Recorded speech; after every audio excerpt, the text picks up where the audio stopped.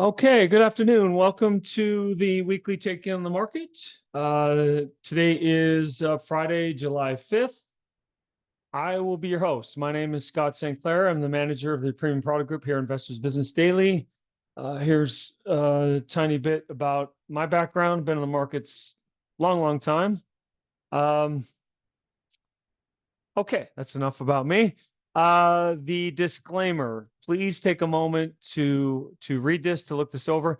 Our videos we can speak more freely on these webinars and videos because of the disclaimers. So it allows us to maybe give a little bit more color than we might be able to via a phone call or an email. I know some of you email and say, well, what about this or that? And we're kind of stuck on that regard. So these videos, the webinars that we do, IBD Live, et cetera, they're all vetted for compliance, which allows us to speak more freely, which is how I prefer to do it. It makes it a little bit easier.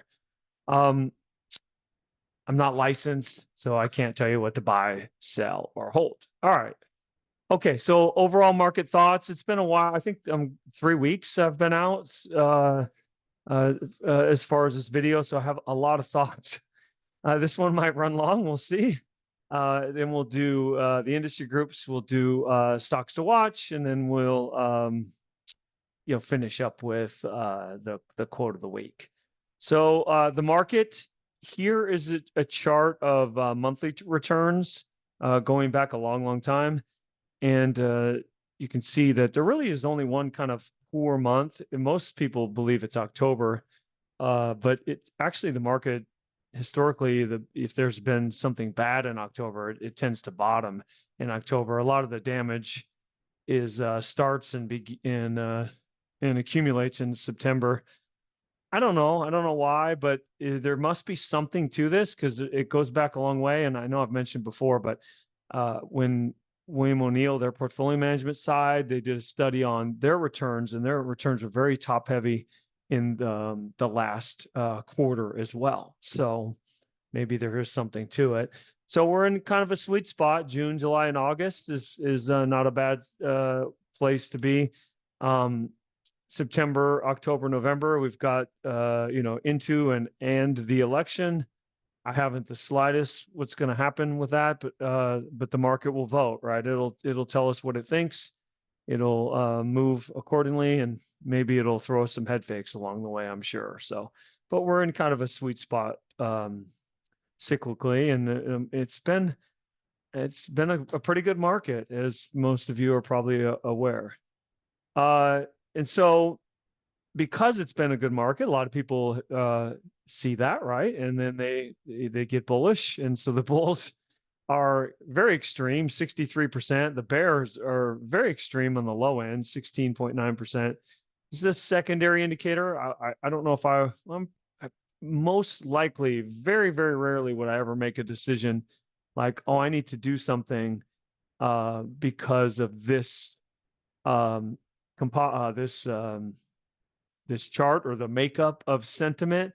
But I believe in sentiment, and so it I think overall, like it builds into my portfolio construction. I might not be fully on margin. In fact, I'm not with something like this. It doesn't mean that I think the market has to go down. It's just I just like to.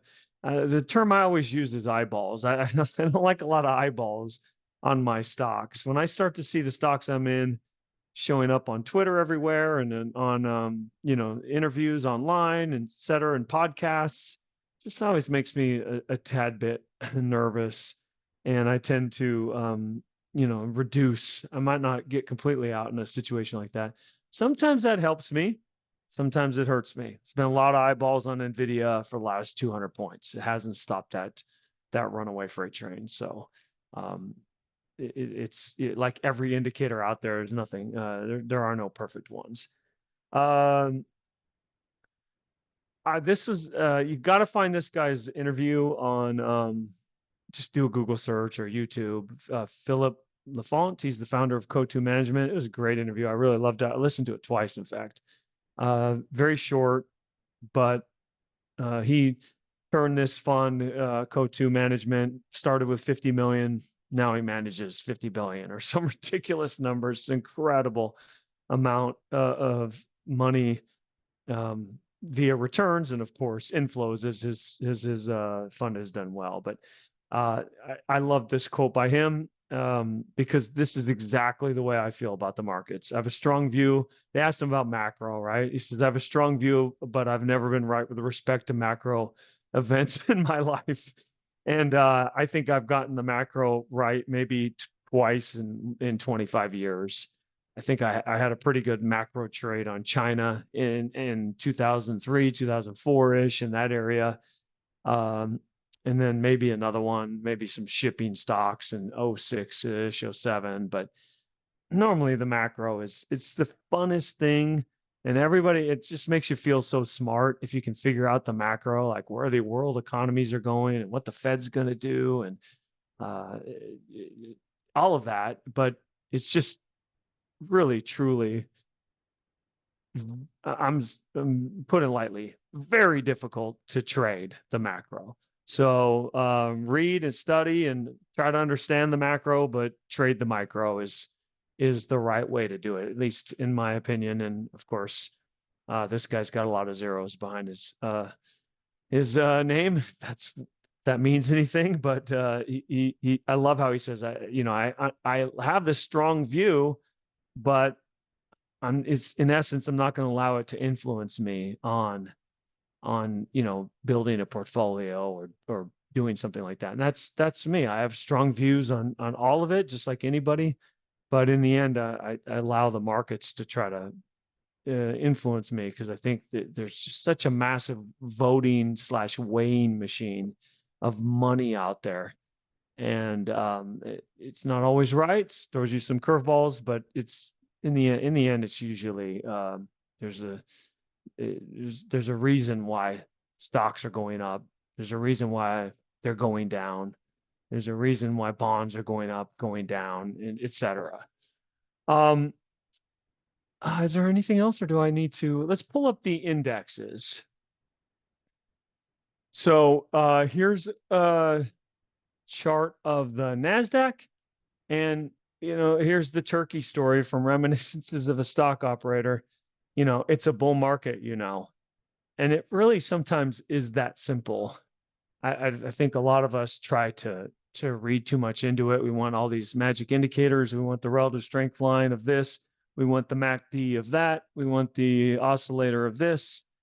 We want the oscillator of that. But in the end, all these indicators are built on one thing: price / volume. So why not just focus on price / volume? Price go up, good. Price go down, bad. Sometimes it can be that simple. And you've had a little head fake down below the 50-day, but look how quickly it came back. Would you spend maybe 8 or 9 trading days below the 50-day? And so anything above, when you're above all the moving averages, you probably should be in go mode. Now I like to peel off a little bit if stocks are acting really well. I don't own Nvidia because it's just acted so well. It's something that I would sell into and have. But I might move into something else that I think is setting up. So with the market like this, I think you want to just kind of be in that mode of looking for ideas and acting on them until otherwise noted. And what will happen is, you'll buy something and it won't work. You'll get stopped out. Something you've held for a while will start to act poorly. Maybe you'll get out of it. Something else that you've been in, maybe it runs up, and so you sell that. And then pretty soon you're maybe not as invested as you once were, but there are no new ideas. So you're slowly but surely kind of reducing your exposure. Maybe you went from 100 to 65% invested, but there's nothing new to buy because if the market's getting poor, there won't be any setups. Then you get stopped out on another stock. Now you're down to 50, and then maybe the market breaks wide open, and it's like, oh wow, hallelujah! I was, instead of 125 or 100% invested, I was 50% invested and had to act. Kind of how it seems to work. Nicholas Darvis tells a great story about that, where he got stopped out of a bunch of stocks he was in, I don't remember the year. This is how the book, How I Made $2 million stock market. And then there were no other setups, so he wasn't invested. And all of a sudden, the market broke wide open. He was like, "Well, I didn't know the market was going to break wide open. I was just following my rules, looking at stocks, and there was nothing to do. And the stocks I was in stopped me out, and end of story." It can be, in a nutshell, almost that simple sometimes. We tried to make it pretty tough. So it's a bull market. It'll end when it ends, tomorrow, next week, next year. I haven't the slightest, but you will get clues. It's barring some tragic, unforeseen circumstances, the Nasdaq's just not going to open one day and do that. It'll do like this. Like it'll come down, right? But the next time, when it kind of rallies up, it'll break again, and then it'll go sideways, and then it'll break again. So it won't do that. That's what this one did, is it stayed with the trend. But if it's bad, it won't do that. It won't jump over. It'll start to live below this line, and then ultimately it'll start to live below the 200-day. And then well, if it's living below the 200-day, I'm in a bear market, and I need to be cognizant of that. S&P, no surprise, fairly similar. I don't know. I don't know what else to say about the indexes. I think that's enough. The other thing I'll say is that I think there's lots of different areas that are acting really well, like shipping stocks, energy stocks. There's some international stocks that are acting well. Of course, you have the AI. And there's nothing really wrong with NVIDIA. I just feel like it's a little tired and too obvious, at least for my taste. But there's others that we'll go to in that area that look fine. I'll talk about. And then Apple looks great. Meta broke out of a base. It's hard for me to see the market going down when Amazon and Meta and Apple all look very, very healthy, if not viable. Now, maybe they fail, and then I change my story. But these stocks, Tesla's not my favorite name. I don't own that, but gosh, it went up about 30 points in number of days to weeks. So again, you're kind of fighting the tape, and if you feel like it's going to go down any moment, that's just my 2 cents. All right, so I think that should do it for the indexes. So this is something that I built fairly quickly. It's probably something that you should think about. Maybe a lot of you already have, but one of the emails I get on a regular basis is the right term, but once in a while people ask me about trading and returns and risk adjusted returns and things like that. And it really is something you probably should, if you haven't thought about. Like, so the trader I am today is much different from a risk standpoint than the trader I was 25, 30 years ago. And that should be obvious. I should be a different trader because of the age and where I'm at in life. And also and even Justin will admit, as the money got bigger for Bill, his risk tolerance decreased. It's one thing to lose 5% on a $10,000 account, or let your account go down 20% on a $10,000 account. It's a lot tougher on $1 million account or a $10 million account. It just is. It just is. Psychologically, I don't know. I mean, maybe there are people out there that can just say, "Oh, I'm down 20%. That's okay."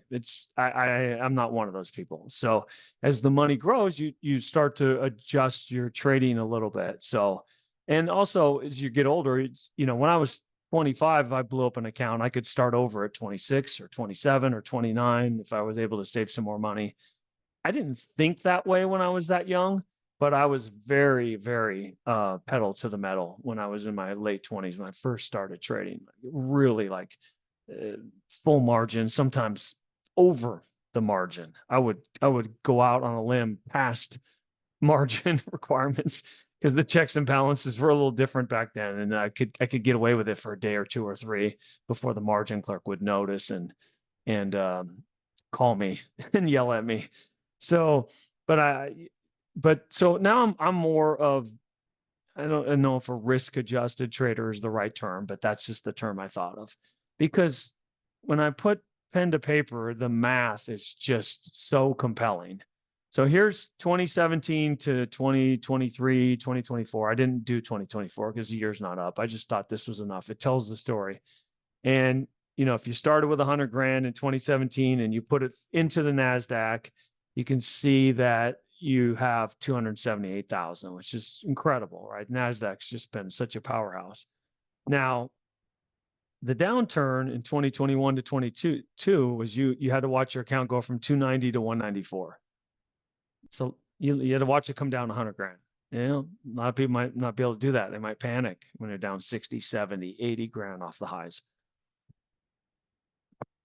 And then the market, you almost got it all back in 2023. And I'm guessing by now, 2024, the return so far, you'd be back. But you don't know that. You don't know that the market's going to make that big a comeback. I mean, I know a lot of people think, well, the market always goes up. And so far they've been right. But I'm going to show you a chart that says, who knows? History, if anything, says that the market can go down for a long time or sideways. If you did the S&P, obviously you make a little bit less. You turn 100 into 213. Still really good. The nice thing with the S&P is your downside was less, right? And you went from 212 to 171. Much more tolerable, probably. You weren't up as much, but you don't have to go down as much. And so that might be more where most people are more in that camp of the S&P 500, or maybe some type of blend. Now I'm trying to make, like, I think my number in the last handful of years is like 25%. And it just compounds on itself. Now, you're not always going to make 20%. Maybe one year you make 10, the next year you make 30. One year you're 0, the next year you make 25, the next year you make 25 again. You get the idea. But just to make the math easy, if you could make 20% every year, you turn 100 into 358, trounces the NASDAQ. And that seems like it's hard to believe, right? The math, right? Because in 2017, you underperformed. 2018, you really outperformed. 2019, the NASDAQ beats you by almost twofold. 2020, the NASDAQ does beat you by twofold. 2021, basically in line with the market, right?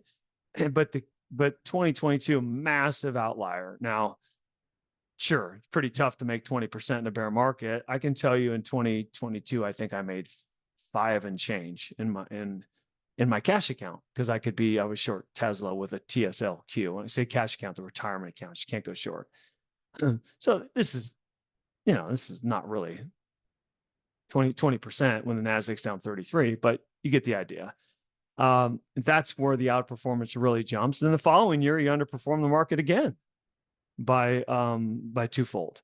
So it's that downside protection. The math is cruel. You don't want to interrupt that compounding. So it's just that 1 year, which is just a massive change in your compounding for why this type of account would beat the NASDAQ and obviously the S&P. Now, the reality is, let's say in 2017, if you're a risk-adjusted trader, I feel like you're going to underperform the market when it does really well and outperform it when it does poorly. It's kind of what I would think people who are more associated, more adjusting for risk, which is kind of me. I have some years where the NASDAQ, I think in 2023, NASDAQ, I think I was 20 some percent. So NASDAQ beat the pants off me in 2023. So you make 20 when the NASDAQ's up 28. You don't do nothing when the NASDAQ's down a little bit. You make 25 when the NASDAQ is up 35. You make 30 when the NASDAQ's up 44. You make 15 when the NASDAQ's up 21. You get the idea, right? You're underperforming the market a little bit. 2022, like I said, I made money that year. Let's say you lost just a little bit. You lost 10%. You really manage the risk. NASDAQ goes down 33, S&P goes down 20. And then next year it comes back and you come back, you make some money. You don't do as well as the NASDAQ. But every year in here on the upside years, the NASDAQ beats this risk adjusted reality account. It's those two down years where it outperforms. And you can see that it's almost makes as much as the NASDAQ. Almost. The NASDAQ's a little bit higher, right? What's maybe 20, a few handful of percentage points higher, which if you have millions and millions and millions, it's a lot.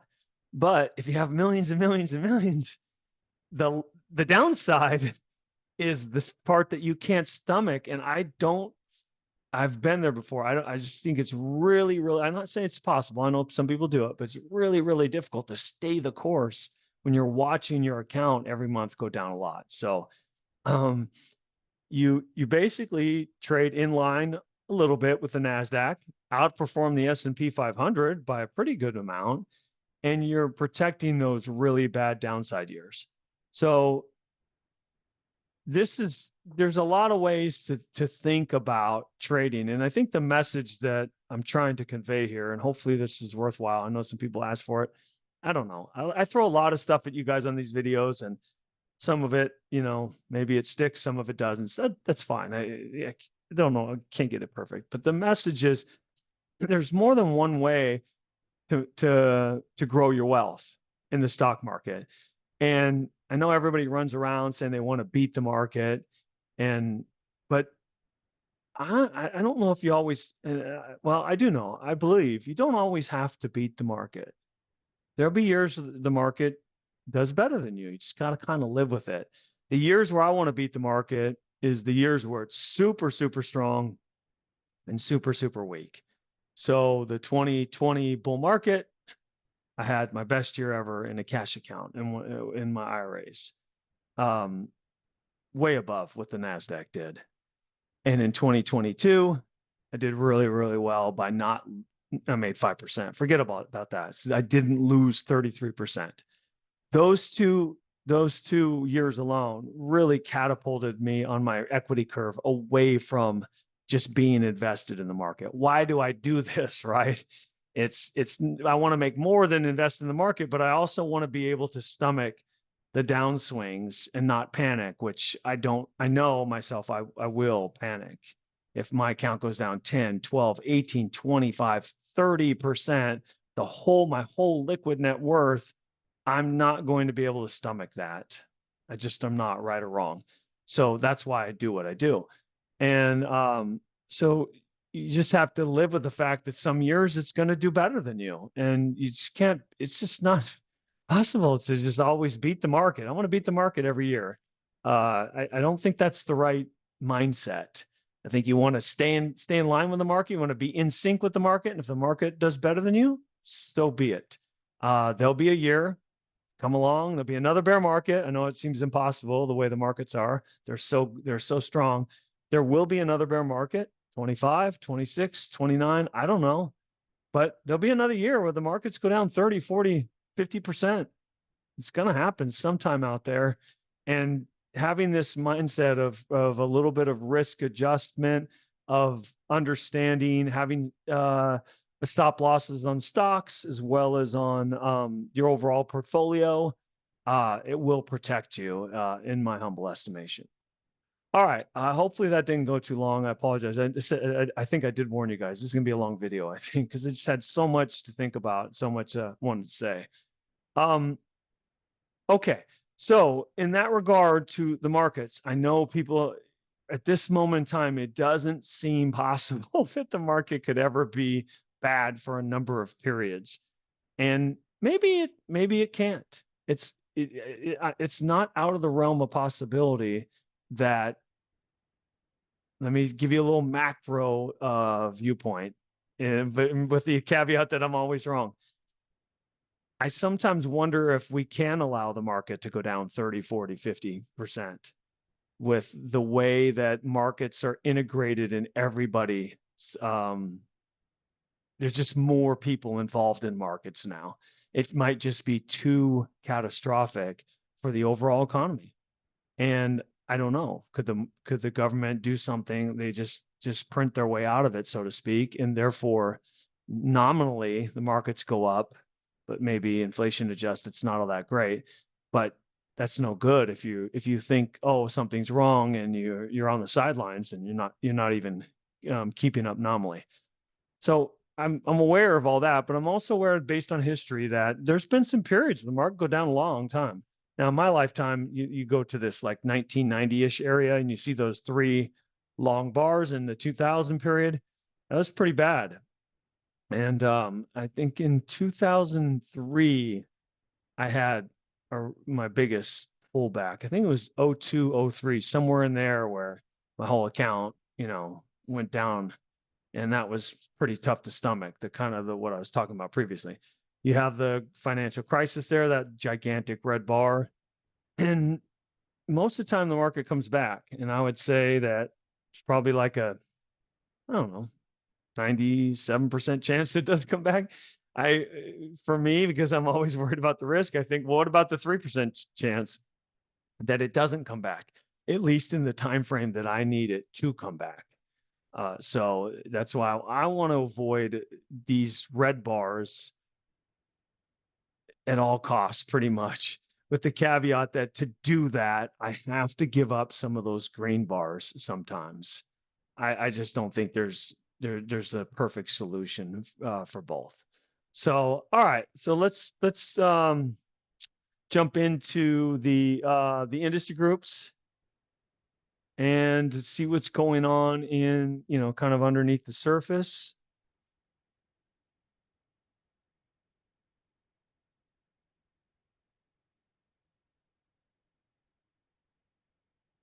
Okay, semiconductor fabless is one, and I have to admit, I have not looked at this until now.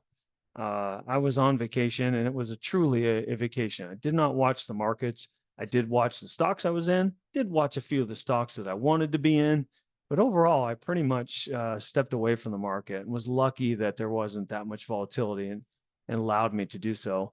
Plus, I was in a totally different time zone. So when you sleep through the markets, it makes it a lot easier not to watch. So this is all new to me as well, but this is something you guys should be doing. You've heard it to me. So like computer data storage, I didn't realize was so strong. So transportation, shipping, I own some stocks there. Software database, apparel, shoes, computer hardware, peripheral, steel, specialty alloys. I don't know much about that. CRS comes to mind. I think that's probably steel, specialty alloys. It's been a really good stock. Building, heavy construction, long-term care. No, David Ryan talked about medical long-term care on IBD Live on Tuesday. Again, macro seems logical, right? We're all living longer. People are more aware of their health. I know it's not easy to stay healthy, but people are definitely more aware and more educated on that.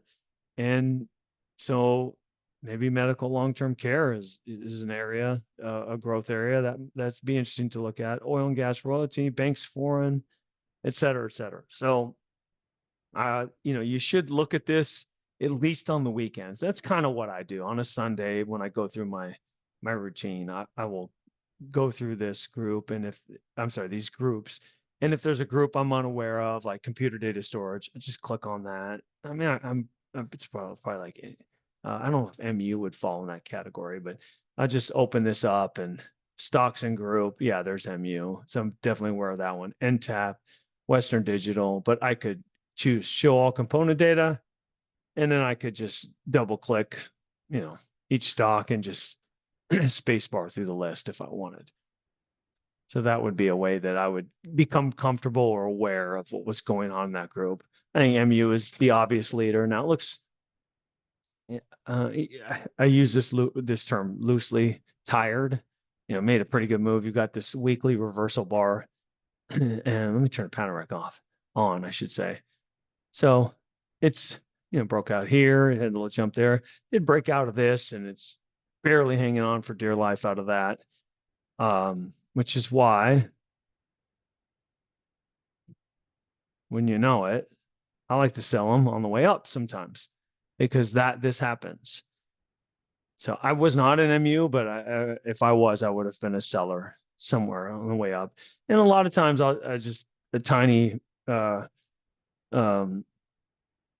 fork in the road here I'll talk about is you sell it on the way up and it goes higher.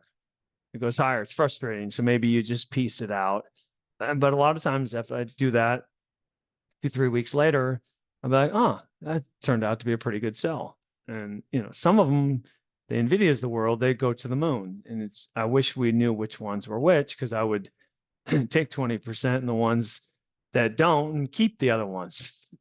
There's no perfect answer, but I think maybe for me, it's like if I had 10 stocks I was up 20% on, I would probably sell 8 of them and maybe try to keep 2 that I really think could be special. Okay. All right. So that's the industry groups. Let's jump into the stocks. So I've got a little list here. Let's start with NVIDIA. And I apologize. I'm going to turn my camera off. Hopefully you saw. I don't remember what I talked about where my camera could have been in the way, but we're going to turn that off. So this is why I think NVIDIA is tired. It triggered this little trend line alert that I had, this upper channel line. And so I just think sideways. Do I want to be short NVIDIA? Obviously not. But there in a bull market, there's 2 positions, right? You're either flat or long. And so for NVIDIA, I'm just gonna be flat. I'm not gonna be in there. So that's kind of my reading on NVIDIA. Yeah, if you're in this and you want to hold it, great. I have no problem with that. I think you just should have some type of plan. Like, probably shouldn't come below that. That'd probably be like if I was a really long-term holder, I'd probably have some kind of stop, 90, 95, something like that. SMCI, this stock is interesting to me because I feel like it should go down already. And I realize it is off the highs, 31%, and we are in a bull market, so the relative strength is poor, but it's kind of holding pretty good. And the earnings line is compelling to me. And if these estimates are correct, this is a very interesting name. I do not have a position in it, but I watch it because something about it is appealing, and it's in that right area, obviously, the AI area. VRT, another name. I haven't been in this for a while. It's made a big move, and so it probably needs some sideways action. Let's go to Apple. I do own Apple for the first time in a long time. And I don't know if I told the story on this, but there's a guy did a interview, a fund manager, and he talked about AI and said if AI was real, then we're all walking around with these computers in our pocket that need to be upgraded. And it's just that kind of made sense to me. So that's got me kind of on the Apple train, which I haven't been for a while because it's such a large company. It just seems like how far can it go? But that's really strong price action for a company this size. So I do own Apple. I even own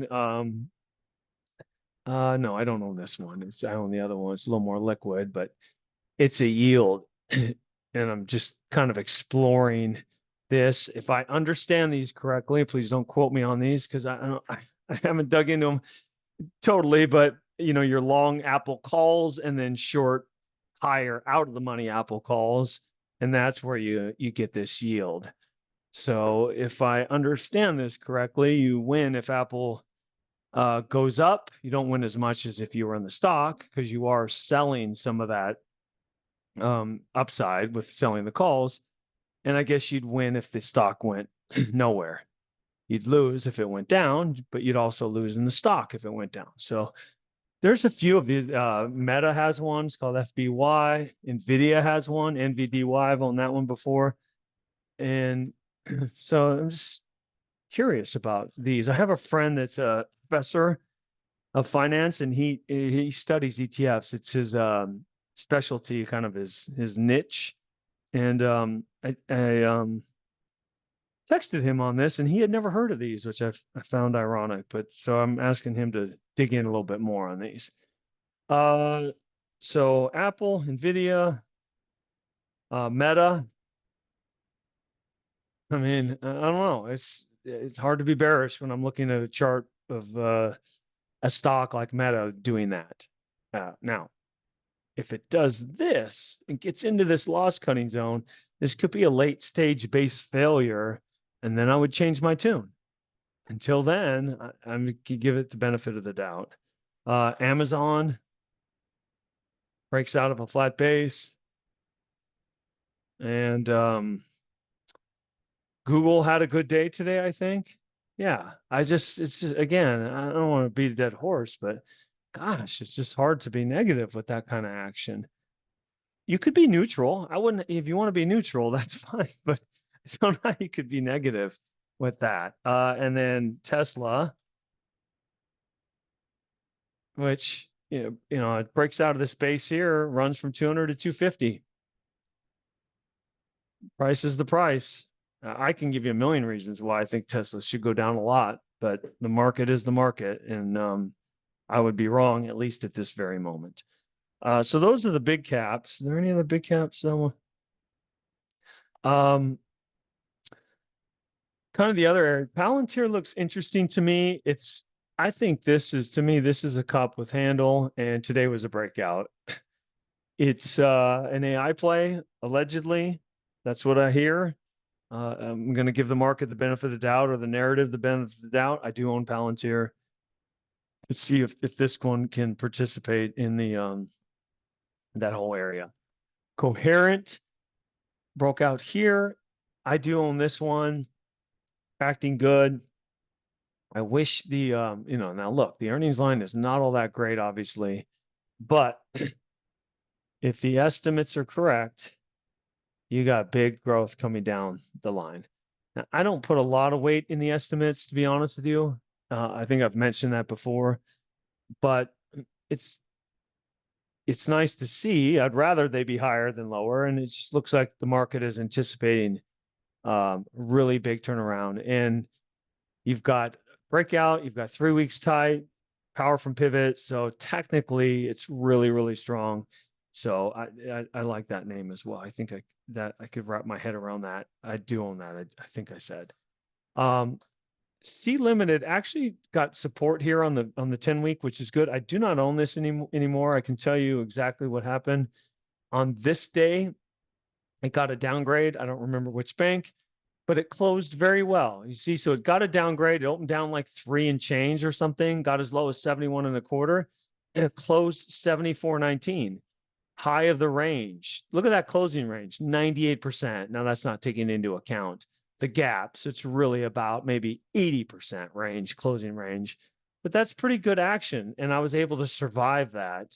The next day was up a little bit, next day nothing. But then it got a second downgrade. And it's not the news, it's the reaction to the news. So the market didn't like this second downgrade. Stock closed near the bottom of the range, and I got out that day. That's how I would do it.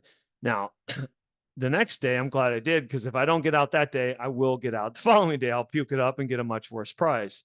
Now, it's holding up pretty well. It's come back pretty good. That's fine. I don't care. I've followed my process. I handled it exactly how I wanted to do. And if I want to get back in, I can. And I'll consider that. The longer it can hold here, I would consider that. Now you have earnings in, what's that, about 3 weeks. So that's something to keep in mind. But that I thought I would kind of go over what happens, like when you get a downgrade, at least how I think about a stock. And when I get a downgrade from ABC Bank, JP Morgan, Goldman Sachs, whatever, it doesn't matter. I want to see how the stock reacts to the downgrade. If it can hold fairly well in the downgrade, that I like that. It obviously indicates it could be like a little bit of a shakeout. CEIX was setting up. That was like, and it's still okay. This is a good example of why Bill would say, don't jump the gun and buy them too soon. But I can tell you that I do that. So I bought this day, and then I added that day, and then it fizzled. So it didn't quite break out. So if you're waiting for the breakout, you didn't have to worry about this little pullback. But for me, I did. It pulled back, gave back all the. I don't have much of a gain, obviously, but enough. And so I'm out, but I'm watching this, and this is in the energy coal area. Now, the group is really poor, but there was a time where the group was really, really strong. And so it could improve, but this kind of gives you an idea on the overall potential diversity of a portfolio you could have. Now, some of you might say, I would never own it. There's no earnings and sales, et cetera, et cetera. That's fine. I don't have no problem with that. I realize that it's a bit on the speculative slash narrative side. I'll buy a stock based on just on the narrative with the idea that if I'm wrong, I can get out. I'd prefer there to be a narrative and earnings and sales, just like everybody. So NVIDIA is like a great example. There's a narrative, the whole AI thing. There's big earnings and sales. Those are usually your better setups. But I will buy something on just like the potential narrative. Speaking of narrative, this is a narrative stock that I bought. No earnings and sales, but they're working on a bunch of potential deals to transport liquid natural gas for all these countries. I read a report from somebody about it, and I was like, that seems compelling. Stock was acting good. I shoot first, ask questions later. So there's, to me, is the breakout. There's a breakout here, but that's the first time I ever bought it was there. And today they announced one of those deals with Argentina, and stock gaps up. Now, this is how I trade it. I did peel some off today, but not all of it. I want to try to see if I could hold it for a much bigger move. So there's, and it's in what? Oil, gas, transportation. It's kind of the shipping area, not because it's liquefied natural gas. It's in this group. Shipping is more like NMM. Is that? Yeah, NMM, which is really good, and Zim, which is a tough stock to trade, but when it goes up, it really goes up. So it's tempting, one of those. What else is out there? So then in the energy sector, CEG looks okay. It's not the relative strength is starting to peel off. I do not own this one. I do own this one, kind of the same thing, TLNE. I like the shakeout here and the shakeout here, and it's still holding. Shakeouts are good unless you're in them. And this looks like a flat base to me, and the weekly chart looks very compelling to me. I like the risk reward. It's a little thin. It trades like by appointment only, but that's a name. And then there's VST, which is I did buy this day and then reversed, so I got out. But I do watch this one. And again, there's no earnings and sales, but the narrative, right? If AI is real, the power that it sucks up is monstrosity, right? And where's the power going to come from? I don't know. I don't know if it's going to come from these guys or nuclear or all of the above. I think that's it as far as stocks. Last but not least, Bitcoin. I have never owned a Bitcoin. I have owned GBTC, which is the kind of the first one on the Bitcoin stage, and I don't remember if I bought it there or there. I think I made a little bit of money in it, and of course it went up a lot. It looks, I don't know what to make of the whole Bitcoin thing. I can just tell you but if I didn't know what this was, just XYZ, it doesn't look all that good, obviously. Now, could this be a shakeout below low? Possibly, but I would not be in something like this, regardless of what it is. All right, I think that's it for stocks. Let's jump to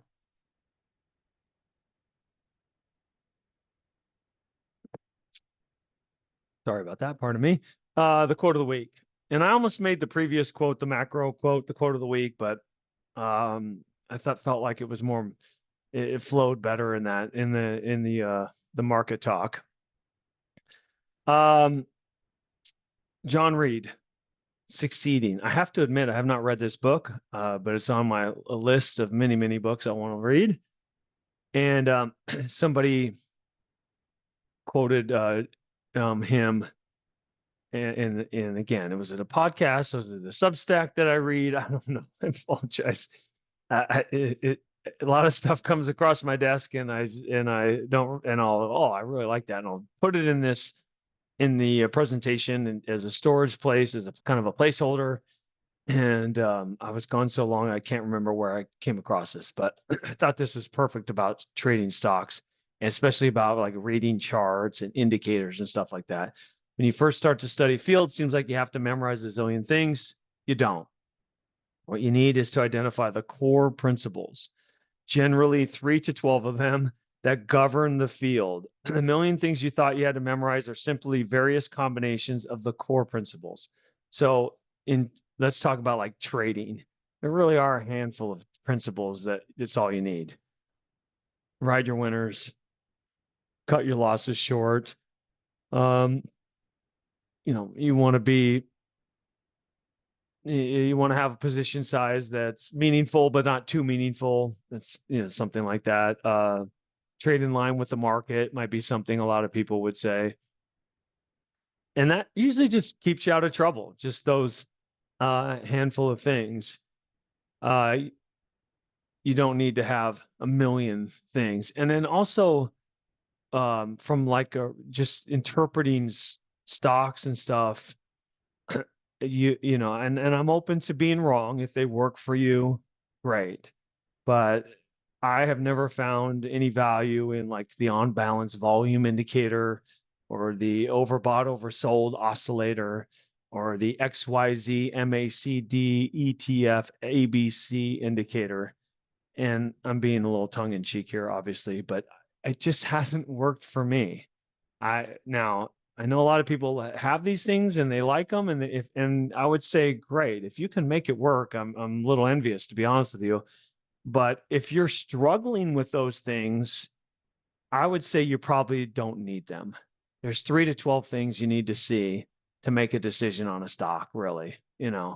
Ideally earnings and sales. Is the group strong? What's the relative strength like? Are you buying in a logical place? Do you have a plan where you're going to get out if you're wrong? Is that price within reason of where you're getting in? Are you buying Nvidia at 125 and saying, well, if I'm wrong, I'll sell it at 50? That's a plan. It's not a good plan, but it's a plan, right? So these are all little things that you need, and there aren't that many of them that you need to do a really good job. I think understanding the company at least a little bit, and I've become a bigger proponent of the narrative of the story in recent years. What Bill would call, are they changing the way we work, live, or play? It's a little bit tougher to pinpoint yes or no. Like if I'm doing a screen, I can say I want the earnings up 25% or more. But that's pretty simple. Yes or no. 25%. If they're up 24%, doesn't qualify. If they're up 50%, it does. Are they changing the way we work, live, or play? For Nvidia, for Meta, for some of these? Tesla, maybe for some of you out there? Yeah, it's pretty easy. Let's for Palantir. Well, for me, no, they're not changing the way we work, live, or play, but maybe they are for the governments out there. So that's something I need to try to figure out. Are they making life easier for government entities, which they seem to have a lot of government contracts. So I like that story a little bit. The imagination of where the stock could possibly go can help you to stay in the stock when things are going good. That's for me, because when things are going good, I have a hard time. Like, I buy Nvidia at 500 and it's 700. It's like, wow, I've done incredible, but I need to imagine, well, what if it went to 900? This is before the split. There's lots of people that are buying it at 700 because they can go to 2000. They weren't there at 500 when I first identified it. Sometimes when you identify stocks a little earlier than most with the tools we have, I find that when they start to move, I need to be a little bit more patient, because that's when people are really starting to just initially identify the name, even though I identified it maybe a little bit sooner with, being more not in tuned is not the right word, but more engrossed in this game than most people. So all right, I apologize, sort of. I warned you it was gonna be a long video, so I appreciate if you lasted from beginning to end. I missed it. glad to be back. We'll do, I'll have another couple of videos in a row. So should be back next week and the following week. If you have wish to contact us, 800-831-2525. And then our email is marketsurge@investors.com. Have a great weekend, everybody. Thank you very much.